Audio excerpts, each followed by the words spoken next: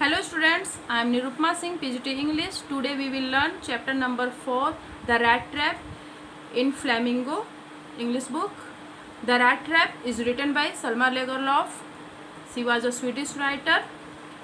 आज हम लोग chapter number 4 the rat trap पढ़ेंगे जिसकी राइटर हैं सेल्मा लेगरलॉफ। वो एक स्वीडिश राइटर हैं, मीन्स स्वीडन एक कंट्री है जहाँ की वो निवासी हैं। She has written this story The Rat Trap in Swedish language, but this story with her other stories has been translated into many languages and English is also one of them. उनकी बहुत सारी stories को बहुत सारी भाषाओं में translate किया गया है। वो स्वीडिश लैंग्वेज में ही लिखती थी, मगर उनकी स्टोरीज़ का ट्रांसलेशन बहुत सारी लैंग्वेजेस में हुआ है और इंग्लिश भी उसमें से है। तो रैट ट्रैप स्वीडिश लैंग्वेज में लिखा गया है, but this has been translated into English language and we have English translated version. Actually the theme of this story is essential goodness in human being can be awakened through understanding and love. इस story का theme विषय वस्तु है कि हर इंसान के अंदर जो एसेंशियल गुडनेस है, जो अच्छाई है, अगर किसी कारणवश किसी खराब परिस्थिति के वजह से अगर इंसान गलत रास्ते पे भी चला गया है, मगर फिर भी उसके अंदर की अच्छाइयों को जगाया जा सकता है अंडरस्टैंडिंग के थ्रू और प्यार, लव के थ्रू। मतलब अगर हम उसके साथ अच्छे से ट्रीट करें, अच्छे से व्यवहार करें, उसके साथ प्यार से व्यवहार करें, तो वो फिर से अच्छाई के रास्ते पे आ सकता है। Selma Lagerlof wanted to say that human being is essentially good nature of good nature. उनका कहना चाहती हैं कि जो ह्यूमन बीइंग है मैक्सिमम सभी लोग अच्छे नेचर के ही होते हैं, सभी लोग मतलब अच्छे ही होते हैं, but circumstances pushes them to tread on bad paths. मगर सर्कमस्टांसेस परिस्थितियाँ ऐसी होती हैं कि इंसान को बुरे रास्ते पे चलने के लिए मजबूर कर देती हैं, मगर फिर भी अगर वो लोग जो बुरे रास्ते पे चल पड़े हैं, मगर उनके साथ हम अगर प्यार भला व्यवहार करें, उनको समझाएं और उनके साथ अच्छे से ट्रीट करें, तो वो फिर से अपने अच्छे रास्ते पे वापस आ सकते हैं। Okay, now we will start reading. Actually this story is written in fairy tale type of story. जैसे कि फेरी टेल स्टोरीज में स्टार्टिंग होता है once upon a time there was a, ऐसे करके स्टार्टिंग होती है बच्चों की स्टोरीज। उसी तरह सलमा लेगरलॉफ ने ये स्टोरी भी फेरी टेल टाइप से स्टार्ट की है। Actually this story is about a man who is a peddler. ये स्टोरी एक इंसान की है जो कि एक पैडलर है। पैडलर मीन्स सेलर, जो कि गलियों में शहरों में घूम घूम करके सामान बेचता है। तो ये स्टोरी भी एक ऐसे इंसान की है जो कि रैट ट्रैप बेचता है। रैट ट्रैप मीन्स रैट चूहा, ट्रैप पकड़ना। रैट ट्रैप मीन्स चूहेदानी। ये कहानी उस इंसान की है जो एक रैट ट्रैप गलियों में घूम घूम करके चूहेदानी बेचता है। He has a pessimistic attitude towards the world. Actually वो बहुत ही पैसिमिस्टिक मतलब निराशावादी एटीट्यूड रखता है दुनिया के प्रति, क्योंकि वर्ल्ड से उसको कुछ भी अच्छा नहीं मिला है। उसके साथ लाइफ में इतने बुरी चीज़ें हुई हैं कि दुनिया से उसका मन उचट गया है और वो दुनिया को एक रैट ट्रैप ही मानता है। Okay, now we will start reading. Once upon a time there was a man who went around selling small rat traps of wire. एक समय की बात है, a man एक इंसान who went around selling small rat traps of wire. Wire means तार, rat trap चूहेदानी, small यानी छोटे, went around means घूम घूम के बेचना। एक समय की बात है, एक इंसान जो कि घूम घूम करके छोटे छोटे स्मॉल रैट ट्रैप्स जो कि वायर तार के बने होते हैं, मैक्सिमम रैट ट्रैप्स वायर तार के ही बने होते हैं, तो तार से बने हुए रैट ट्रैप्स को बेचा करता था। He made them himself at odd moments. वो उन चूहेदानियों को खुद से बनाता था at odd moments. Odd moments means होता है फ्री मोमेंट्स, मतलब अपने खाली के समय में, जब वो खाली होता था उस समय वो चूहेदानियों को वायर से बनाता था। From the material he got by begging in the stores और एट द बिग फॉर्म्स। और वो चूहेदानी बनाने के लिए वायर, मटेरियल तो एक ही है वायर। वायर कहाँ से? या तो जहाँ बड़े बड़े स्टोर्स होते थे वायर के, वहाँ से वो बेग करके यानी कि भीख मांग करके लाता था या फिर बड़े फार्म से चुरा करके ले लेता था। But even so the business was not specially profitable, मगर उसका ये जो बिजनेस था रैट ट्रैप बेचने का हमेशा प्रॉफिटेबल नहीं होता, मतलब हमेशा उसको प्रॉफिट नहीं देता था। So he had to resort to both begging and petty thievery to keep body and soul together. इसलिए मतलब उसकी चूहेदानी ज़्यादा नहीं बिकती थी, इसलिए कभी कभी वो भीख मांगने का भी काम कर लेता था और कभी कभी पिटी थीवरी एंड छोटी छोटी थीवरी मीन्स चोरियाँ, छोटी छोटी चोरियाँ भी करता था। To keep body and soul together, body and soul together. Body and soul together कब होते हैं? जब इंसान जिंदा होता है तभी उसकी बॉडी और सोल एक साथ होते हैं। आफ्टर डिमाइस, मरने के बाद soul departs from the body, body को छोड़ के चली जाती है, तो बॉडी और सोल टुगेदर नहीं हो पाते हैं, सेपरेट हो जाते हैं। तो अपने बॉडी और सोल को एक साथ रखने के लिए मीन्स अपने आप को अलाइव रखने के लिए, अपने आप को जिंदा रखने के लिए रैट ट्रैप बेचने से अगर काम नहीं हो पाता था, रैट मतलब चूहेदानी बेच करके उसको इतने पैसे अगर नहीं मिल पाते थे जिससे वो अपने आप को जिंदा रख सके यानी कि खाना खा सके, तो वो कभी कभी भीख भी मांग लेता था और छोटी छोटी चोरियां भी कर लेता था। इवन सो हिज क्लोथ्स वर इन रैग्स, फिर भी उसके जो कपड़े थे वो रैग्स, रैग्स यानी चिथड़ा, फटे पुराने चिथड़े कपड़े को रैग्स बोलते हैं। तो उसके बदन पे जो कपड़े थे वो क्या थे? वो कपड़े के नाम पे रैग्स थे, रैग्स यानी चिथड़ा। हिज चीक्स वर संकेन, संकेन यानी धंसा हुआ, उसके जो चीक्स थे, गाल थे, वो धंसे हुए थे। And hunger gleamed in his eyes, और हंगर, हंगर यानी भूख, ग्लीम मीन्स चमकना, ग्लिम्ड मीन्स चमकना, इन हिज आईज, उसके गाल धंसे हुए थे और भूख उसकी आंखों से चमक रहा था, मीन्स भूख उसकी आंखों से दिखाई दे रहा था। मतलब वो काफ़ी एक तरह से कुपोषित जैसा, मोल न्यूट्रिशन लग रहा था, काफ़ी कुपोषित जैसा वो लग रहा था और वो काफ़ी दुबला पतला था, उसके गाल भी धंस गए थे और उसकी आंखों से भूख दिखाई दे रहा था। No one can imagine how sad and monotonous life can appear to such a vagabond who plods along the road left to his own meditations। कोई भी इमेजिन नहीं कर सकता है कि एक वेगाबॉन्ड, वेगाबॉन्ड मीन्स होता है, वेगाबॉन्ड मीन्स एक आवारा आदमी जिसके पास ना कोई घर है ना कोई काम है, मतलब जो ऐसे ही गलियों में, शहरों में, खेतों में बिना किसी काम के ऐसे ही घूम रहा है, उसको बोलते हैं वेगाबॉन्ड। तो ये वेगाबॉन्ड, तो ये भी एक तरह से वेगाबॉन्ड ही है। और उसकी लाइफ कैसी है? दुखी, सैड और मोनोटोनस, मोनोटोनस मीन्स नीरस, उसकी लाइफ कैसी है? नीरस है। तो इसलिए कोई भी इमेजिन नहीं कर सकता है कि एक वेगाबॉन्ड की, एक बेकार, एक आवारा व्यक्ति की जिसके पास कोई काम नहीं है ना कोई घर है, उसकी लाइफ कितनी नीरस होती होगी। हु प्लॉट्स, प्लॉट्स मीन्स होता है भारी कदमों से चलना। एक्चुअली उसका ना कोई घर है ना कोई वर्किंग प्लेस है कि जहाँ वो जा सके, उसको पता ही नहीं है कि कहाँ जाना है, बस ऐसे ही घूम रहा है। तो भारी कदमों से धीरे धीरे ही चल रहा है क्योंकि उसका कोई एक डायरेक्शन नहीं है ना कि मुझे यहाँ जाना है, एक निश्चित प्लेस नहीं है कि उसको वहाँ पे जाना है। किसी को किसी निश्चित प्लेस पे जाना रहता है तो आदमी जल्दी से चलता है, इसका कोई प्लेस ही नहीं, बस उसको दिन भर टाइम पास करना है एनी हाउ, रैट ट्रैप्स बेच करके, बैगिंग करके या फिर थीवरी, छोटी छोटी चोरियाँ करके। तो वो ऐसे ही भारी कदमों से रोड पे चल रहा था। Left to his own meditation, meditation means होता है ध्यान, और ऐसे ही रोड पे भारी कदमों से रोड पे चलते हुए अपनी ज़िंदगी के बारे में सोचते हुए वो मेडिटेशन मतलब ध्यान में चला जाता है।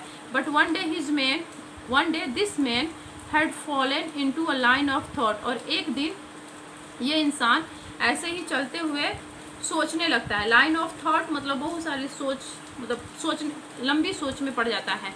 Which really seem to him entertaining, और वो जो जिस सोच में पड़ा हुआ है वो सोच उसको इंटरटेनिंग लग रही है, मतलब खुद ही अम्यूज हो रहा है, खुद ही आनंदित हो रहा है उस सोच से, मतलब जो कुछ भी वो सोच रहा है उससे उसको आनंद मिल रहा है। तो देखते हैं क्या सोच रहा है वो इंसान। He had naturally been thinking of his rat traps when suddenly he was struck by the idea that the whole world about him, the world the whole world with its lands and seas, its cities and villages was nothing but a big rat trap.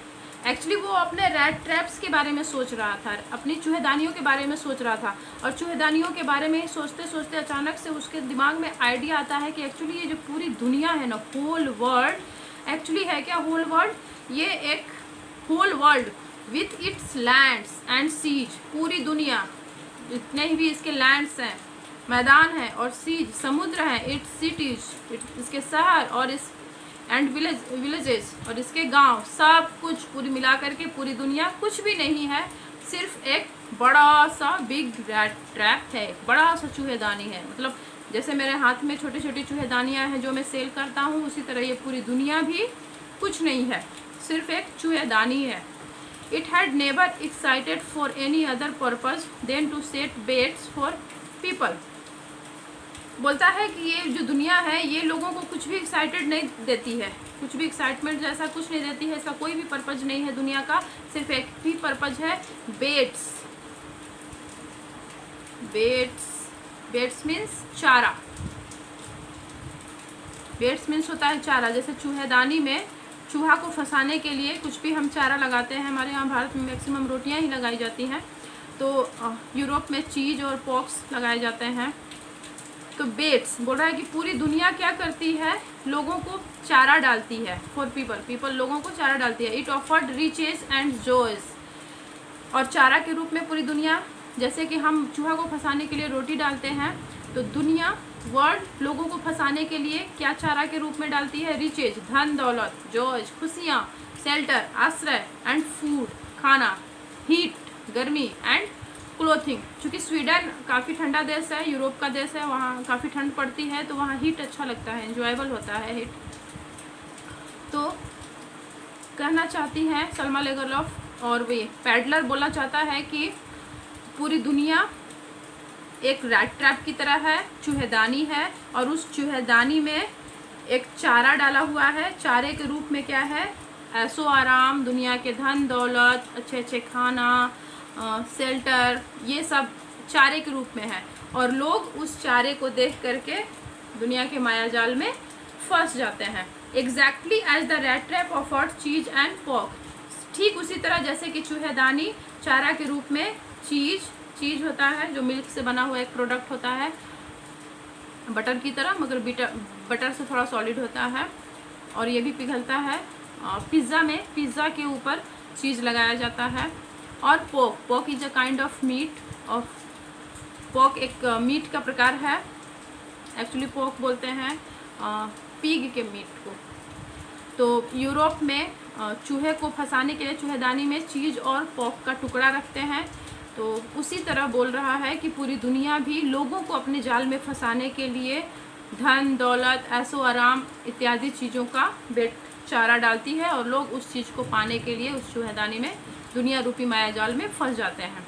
And as soon as anyone let himself be tempted to touch the bait, it closed in on him and then everything came to an end।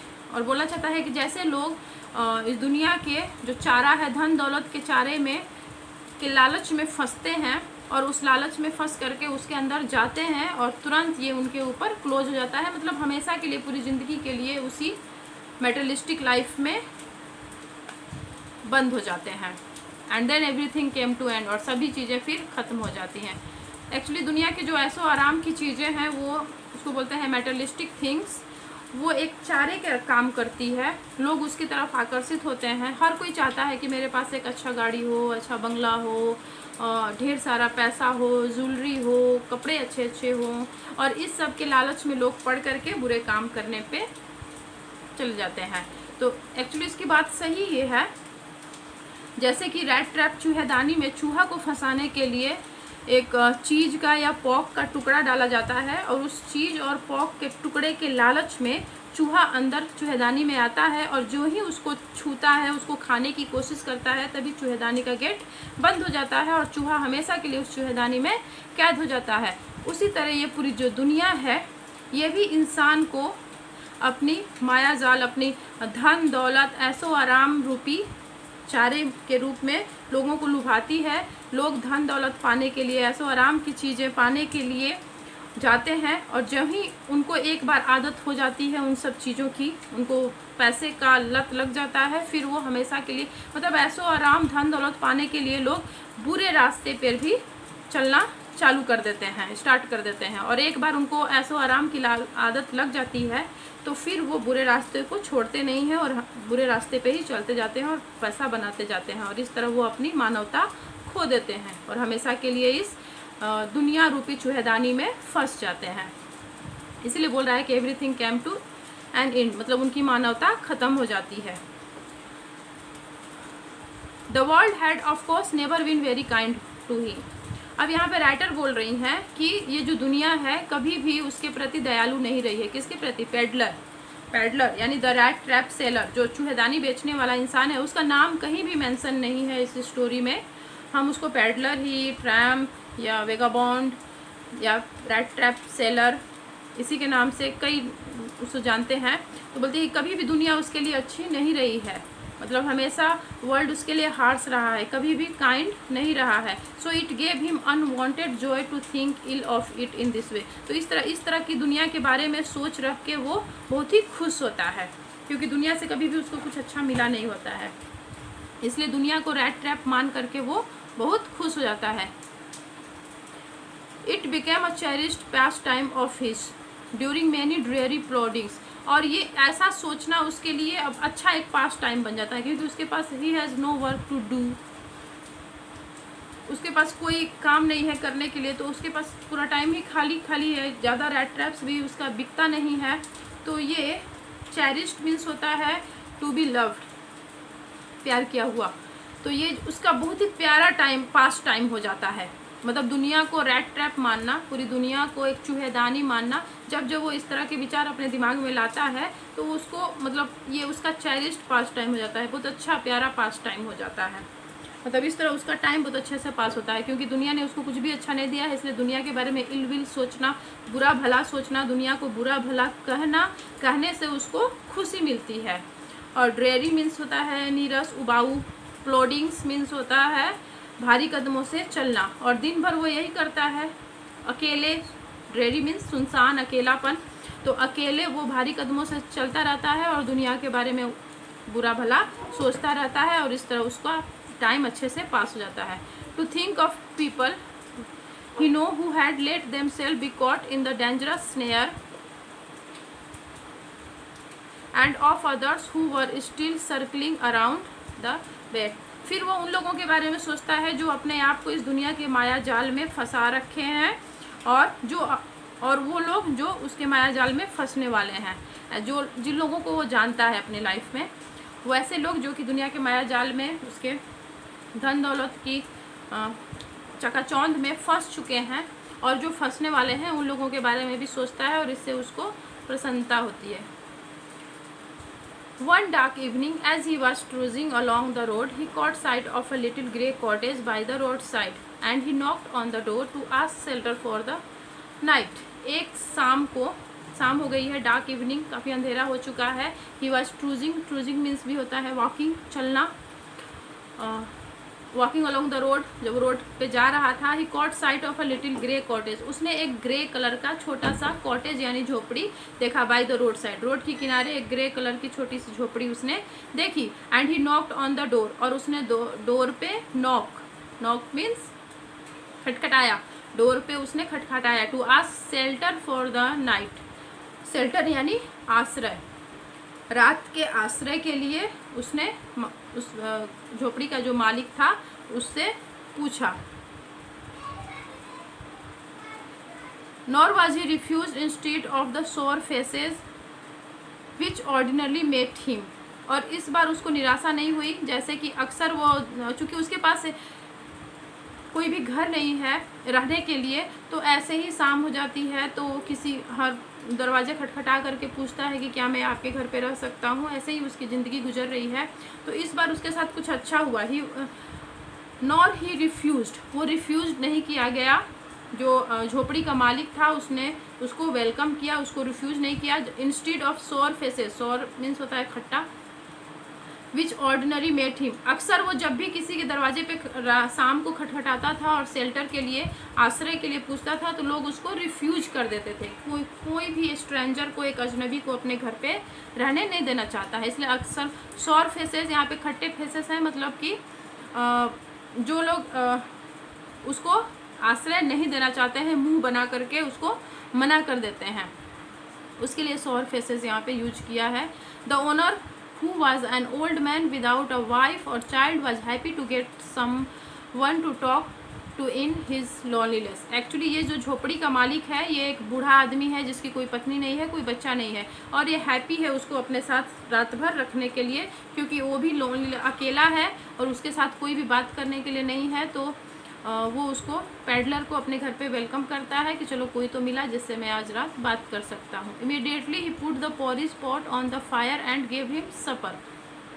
और फिर वो जो बूढ़ा इंसान होता है, immediately मतलब तुरंत, पॉरिज होता है एक खाना है दलिया टाइप का, वो पॉरिज पॉट को फायर, आग पे रखता है और गेव हिम, और उसको गर्म करके उसको सपर, सपर मीन्स होता है मील एट नाइट, रात में सोने से पहले जो हम खाना खाते हैं उसको बोलते हैं सपर।